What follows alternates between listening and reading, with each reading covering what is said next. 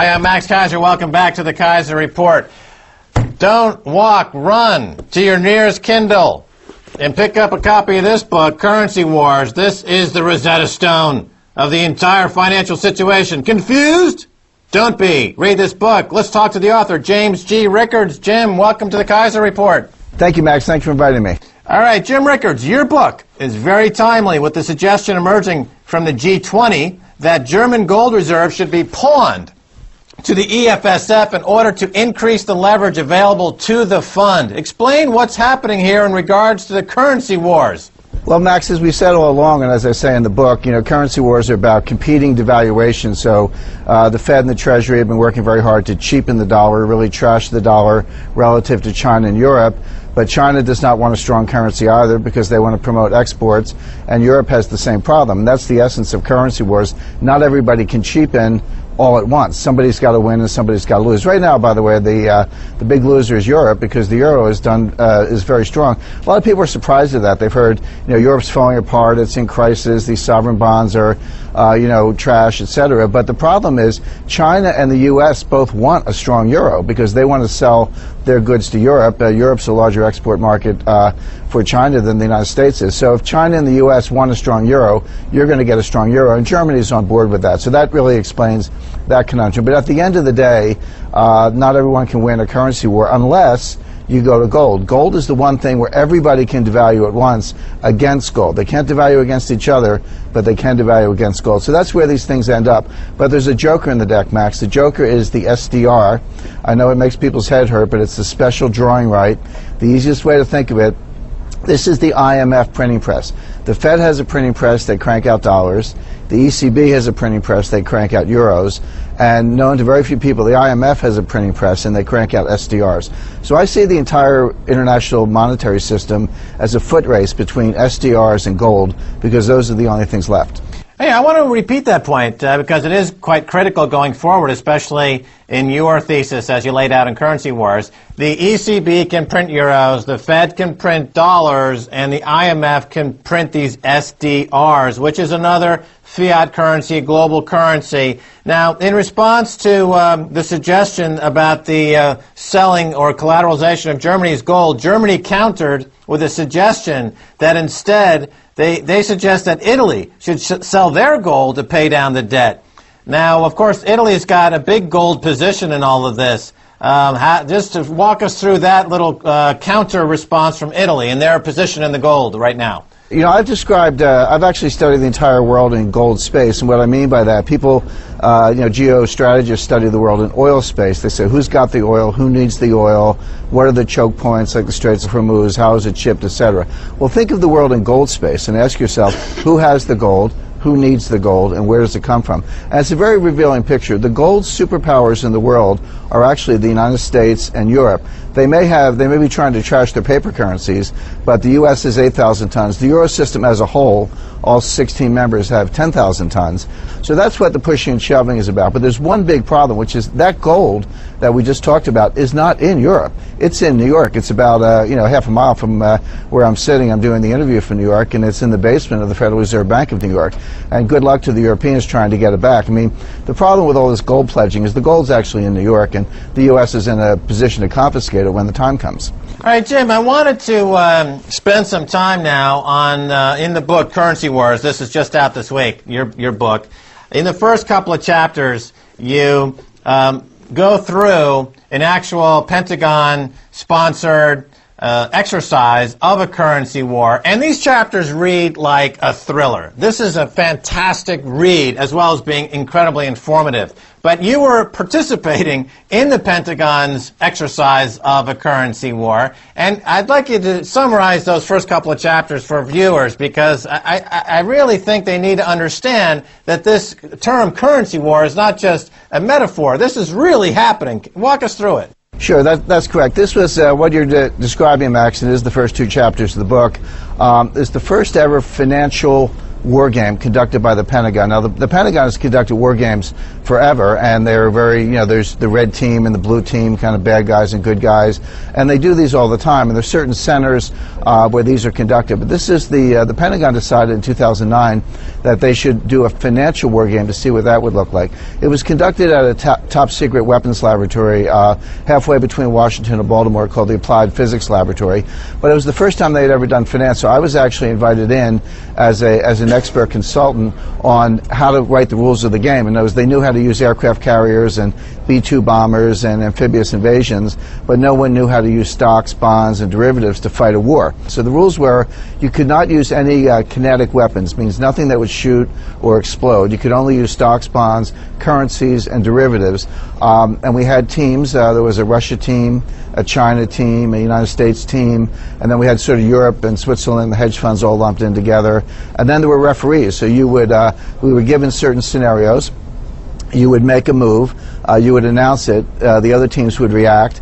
We had separate rooms for our capitals, so we could go back. I was on the China team, so we went back to Beijing, which was a certain room that was our capital. And we played it over 2 days, and it was fascinating. My object was to, in order to help the United States, I actually wanted to attack the United States as hard as we could in order to teach our own military and intelligence community what the threats were. You're trying to help America by showing the vulnerabilities of America. So that's what we did. And I actually cooked up a little plot with a friend of mine who was on the Russia team. And China and Russia combined forces and combined their gold and announced a new gold-backed currency using UK banks and Swiss depositories. And what they said is from now on, if you want Chinese exports or Russian natural resources, we will no longer accept dollars. You must pay us in this new gold-backed currency that we sponsor, as a way to kind of get the United States to, to think hard about the vulnerabilities of the dollar. It was a fascinating exercise. It's all described in the book. I hope the readers enjoy it. But it was a deadly serious gambit by the Pentagon to understand how financial war could play out. You also mentioned, I want to talk about a tweet that you've left in the last day or so, again on the special drawing rights. You said, you tweeted that the G20 will go to the special drawing right before they go to gold, and then gold is the last resort. Walk us through that, Jim. Sure. I mean, the thing is, central banks and the international monetary elite, represented by the G20 leaders, the IMF, and then the central bank heads and finance ministers around the world, just to be clear, they hate gold. Now, they have it. The U.S. has not sold any gold since 1980, and Europe's been holding on to their gold. So the people with gold are hanging on to it, but they actually hate it. They would prefer fiat currency because they can manipulate expectations, they can manipulate people.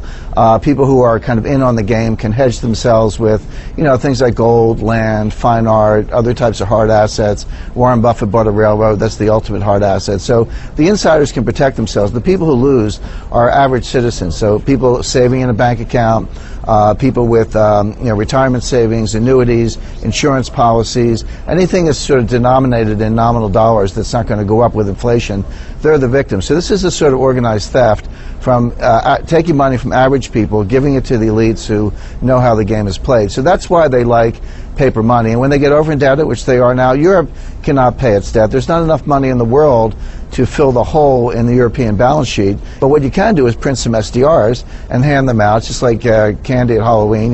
Here comes China, here comes Italy, here comes France. Here's some SDRs, kids, and go have a good time. That's actually, it sounds like I'm being frivolous, Max. I'm being very serious. That is how SDRs work. They're not backed up by anything. They are handed out by the IMF. They do count as reserves. When the SDRs came out in the late 60s and the 70s, they were actually called paper gold.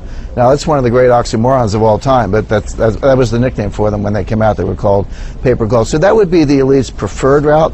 But my view is that you'll be able to keep it going a little longer with SDRs, but eventually it will go critical. People will lose confidence across the board. At that point, they will go to gold, not because they want to, but because they have to. Right, and in the book Currency Wars by James G. Rickards, there's also some great analysis of systems analysis. Because we're kind of almost in a post-economics world. We're in a world run by systems theory and systems analysis. And if you bring in an SDR, for example, and you try to roll up all the existing debt into a new currency and a new bond market, you're just adding exponentially more debt to the system, which actually increases the risk of chaos exponentially above that. But in the minute left, I wanted to cover something here, which is I just came back from the Kilkenomics Economics Festival in Ireland, and we're talking about gold. And of course, the thing you hear all the time is, well, there's not enough gold for there to be a gold standard. And I know you have some thoughts on that, Jim Rickards. Sure. I'm working on a piece called the 10 things that everybody believes about gold that are not true. In other words, there's so many sort of falsehoods or canards or sort of cliche responses from the anti-gold people. But look, people say there's not enough gold to support world trade. There's always enough gold. It's just a question of price. There is not enough gold at $1,700 an ounce, but there's plenty of gold at $7,000 an ounce. So the point is, it's not about the quantity of gold. It's about the price you choose to back up the money supply. And this is another very serious point. This was the blunder in 1925. In 1925, in the wake of World War I and the Weimar hyperinflation and reparations and all the problems, the world wanted to go back onto the gold standard. Now, Winston Churchill insisted that they go back at the pre-World War I price, which was about $20.67 an ounce in U.S. dollars and £4, a little more than £4 in terms of UK sterling. He felt it was the honorable thing to do. Probably his motivations were right, but it was an enormous blunder because so much paper money had been printed during World War I that to go back on the gold standard at the pre-World War I price, you had to take the money supply in England down by 50%. Well, England was in a depression 10 years before the rest of the world. That was highly deflationary. Later in his memoirs, Churchill said that was the worst mistake he ever made. And this was the guy who orchestrated Gallipoli, so he had a couple of mistakes in addition to all his great achievements. So the answer is, it's not just when you go back on the gold standard, you have to think really hard about the price. In 1925, if they had said maybe $50 an ounce instead of $20 an ounce, that might have been mildly inflationary, and we might have avoided the Great Depression. Now, ever since, economists have disparaged gold and marginalized gold and said, well, look, just look at the 1920s. You can see it failed. Well, it did fail in the 1920s, but not because of gold, but because of the price. So when you go back to the gold standard, you've got to get the price right. That's why I recommend actually a commission to study this and make some recommendations. I give a range of values in the book. I don't want to put a stake in the ground over a certain value, Max. I've got the low end about $3,000 an ounce, and at the high end, $44,000 an ounce. And these are not made up numbers. They're all just very simple math ratios of gold quantities to money quantities. For example, do you use M0? Do you use M1? Do you use M2? Do you use all the gold in the world or just the official gold? If you're using official gold, is it just ECB, China, and the U.S., or do we count other countries as well? These are important questions. I don't pretend to have all the right answers, but I know the questions, and they have to be studied. So getting the price right is really important. So when people say there's not enough gold, that's nonsense. It's a question of price. Jim Rickards, thanks so much for being on the Keiser Report. Thank you, Max. All right, and that's going to do it for this edition of the Keiser Report with me, Max Keiser, and Stacey Herbert. I want to thank my guest, James G. Rickards. The book is called Currency Wars.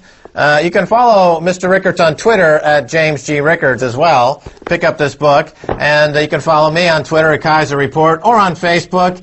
And you can send me an email at keiserreport@rttv.ru. Until next time, this is Max Keiser saying bye, y'all.